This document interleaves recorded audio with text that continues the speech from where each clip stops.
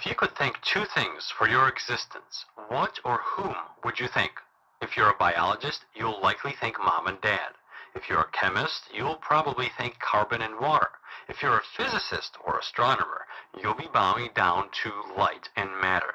You wouldn't be able to see the screen right now, nor would you exist if light and matter did not interact. And while this lesson's points are no light matter, I'll certainly try to make it easy on you as we review the fundamentals of how these two things interact. Matter is composed of atoms. This lesson will use the hydrogen atom as its main example, not only because it's simpler, but also because about 90% of the universe's atoms are hydrogen atoms. An electron orbit in an atom is actually a representation of a certain amount of binding energy. Binding energy is the amount of energy necessary to pull an electron away from an atom. So, if an electron's orbit is close to the atom's nucleus, which houses the protons and neutrons, it's said to be tightly bound, and thus, more energy is necessary to rip it away from the atom, just like it takes a lot more energy to pull apart a tightly wound knot. If an electron's orbit is far away from the nucleus, then it has a smaller binding energy. As a result of all of this, orbits are technically referred to as energy levels, one of a certain number of energy states an electron can occupy in an atom, where different energy levels are related to different distances of an electron from an atom's nucleus. The lowest possible electron energy level, like the smallest and most tightly bound orbit, is called a ground state, and each atom has a unique set of these energy levels. But electrons aren't imprisoned in an energy level. You can move an electron from one energy level to another with a jolt of energy. The energy you would need to supply for this move would need to make up the difference between the two energy levels in question. It's like you going up a flight of stairs with a heavy weight. The bottom of the staircase is like the ground state. From there, if you wanted to go up one energy level with the weight, one step, you'd need a supply of energy to get your muscles to move up. With every step, farther and farther away from the original energy level, you'll need to supply more and more energy to move up into a higher step, a higher energy level.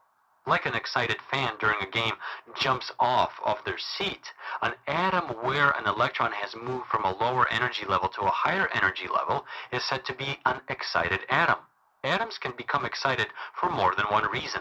If two atoms collide, their electrons can be simply knocked into a higher energy level. This commonly happens in hot gases, where atoms are buzzing about like crazy and are constantly running into one another. Another way by which an atom can become excited has to do with light. If an atom absorbs a photon, a packet of electromagnetic waves having a specific energy, it might become excited. I say might become excited for a reason. Only a photon with just the right amount of energy can get an atom excited. If there's too much or too little energy provided by a photon, the atom can't absorb the photon, and the atom won't become excited. Critically, the energy of a photon is dependent on its wavelength. As a result, only certain wavelengths of photons are absorbed by any given atom. Shorter wavelength photons carry more energy than longer wavelength photons. As shown on the screen, this means that a shorter wavelength photon can move an electron to a higher energy level than a longer wavelength photon. Just as well, since an atom has many energy levels, photons of many different wavelengths can be absorbed.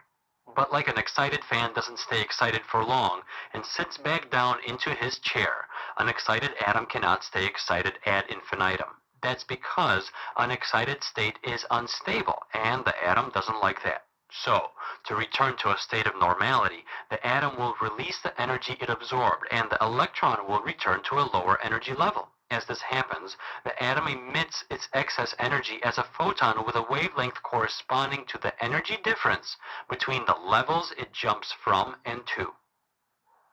Such a process helps physicists and astronomers figure out the chemical composition of a gas by identifying the wavelengths of light that are absorbed and emitted by that gas. Since each atom has a unique set of energy levels, it only absorbs and emits certain wavelengths of light, and those wavelengths are like a fingerprint unique to each kind of atom in the gas.